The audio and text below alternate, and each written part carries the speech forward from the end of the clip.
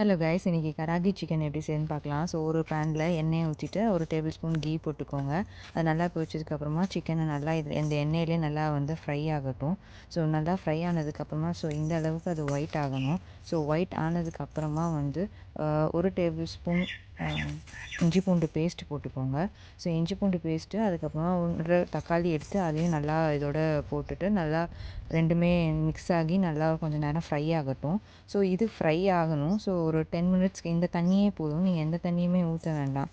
So நல்லா இது மூடி போட்டு மூடி வச்சுருங்க. ஸோ நல்லா ஃப்ரை ஆனோடனே ஒரு ஃபோர்க் வச்சு இந்த அவுட்டர் ஸ்கின் எடுத்துருங்க.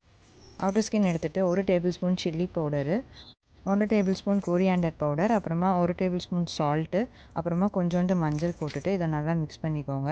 ஸோ இது நல்லா ஃப்ரை ஆனதுக்கப்புறமா நான் 1 டேபிள் ஸ்பூன் தயிர் எடுத்துக்கோங்க. ஸோ அதுவும் இதோட நல்லா மிக்ஸ் பண்ணி விட்டுட்டு அதுக்கப்புறமா 1 table spoon garam masala. So இதையுமே நல்லா ஃப்ரை பண்ணிக்கோங்க. ஸோ உங்களுக்கு தண்ணி வேணும்னா நீங்கள் கொஞ்சம் தண்ணி ஊற்றிக்கலாம், பட் இதுவே போதும். ஸோ கரம் மசாலா எல்லாமே நல்லா போட்டுட்டு நல்லா கொதிக்க விட்டுருங்க. ஸோ கொதிச்சோடனே இறக்கும்போது கொஞ்சம் இஞ்சியை நல்லா கிரேட் பண்ணிவிட்டு பச்சை மிளகாய் சேர்த்து இதோட மிக்ஸ் பண்ணி இறக்கிடுங்க. Karahi chicken ready. ட்ரை பண்ணுங்கள். தேங்க்யூ.